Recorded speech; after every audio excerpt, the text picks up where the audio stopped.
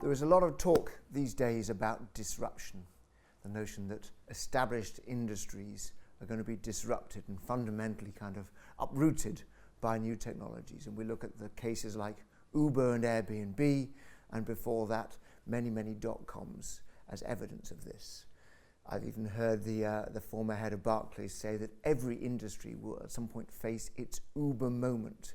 And the notion here is that any incumbent company should prepare for the worst. And of course, there's some validity to that argument. There's some validity to the point that says if you are running a big established company, you have to think through the nightmare scenario that your industry is going to be completely transformed. However, that is an extreme argument, and there are many other possible ways in which new emerging technologies will affect your industry that are actually not disruptive in that classical sense. Indeed, take an industry like retail banking, which has faced a series of disruptions from ATMs through to online banking, through to telephone banking, and now mobile banking. In none of those cases has the traditional old established order of retail banks been disrupted. So I believe we need to think a little bit more carefully and judiciously about the way that technology is affecting us. And I like to think in terms of the myths of disruption, the things that we say are going to happen, which occasionally do but usually do not. The first myth is that every industry faces the risk of disruption.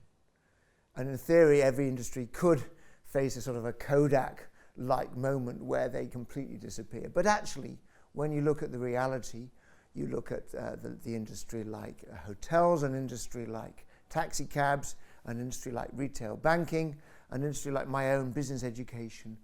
What is clearly going to happen, in my view, is that the new technologies will coexist with the established ones. If you're an established player in these industries, what you should be preparing for is a world where you have a variety of different positions in the market occupied by different players, and you should be thinking about building synergies between these emerging digital technologies and the established traditional way of doing things, rather than imagining one is going to disrupt the other. The second myth I'd like to alert you to is this myth that somehow companies miss the market. Companies don't see the iceberg coming. And in fact, in my experience, what happens is that in every case, there's always somebody in these established companies that can see the iceberg coming. They often form iceberg committees, if you like, rather than actually acting on it. A great case in point is Nokia. We think of Apple as somehow taking the market away from Nokia under their noses by launching the iPhone. But the reality is that Nokia had its own version of a touchscreen phone. It had its own app store long before Apple actually entered the market. And so the challenge Nokia faced wasn't of actually coming up with those technologies. It was actually being able to commercialize and implement those technologies with political pressure going on inside the company, trying to retain the status quo. The third myth I'd like to draw your attention to is this myth that you've got to act fast or you'll be wiped out. And again, we can find occasions where that happened. It turns out, for example, that Blockbuster was wiped out remarkably quickly by Netflix. But much more common is the scenario where the transition from, shall we say, old to new leadership takes 10 or even 20 years. It was Kodak who invented the digital camera in the late 1970s, and they weren't wiped out until 2008. They had many years to figure out how to do things. You take the pharmaceutical industry. I've been following how pharmaceuticals is gradually being changed by the emergence of biotechnology.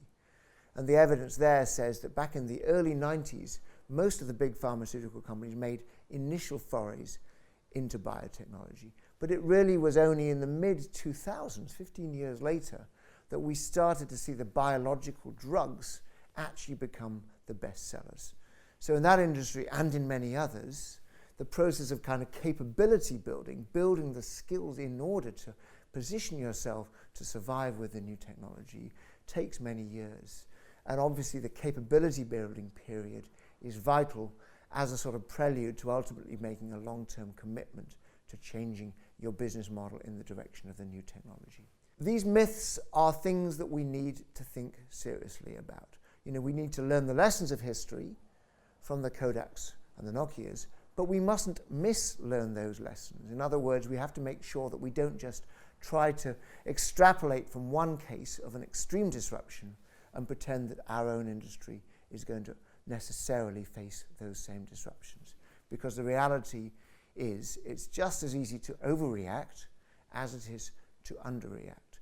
And what I'm keen that we all do is to be more thoughtful about the nature of the opportunities we face in terms of how we react, and therefore to react according to the actual situation we face rather than in a sort of a knee-jerk way.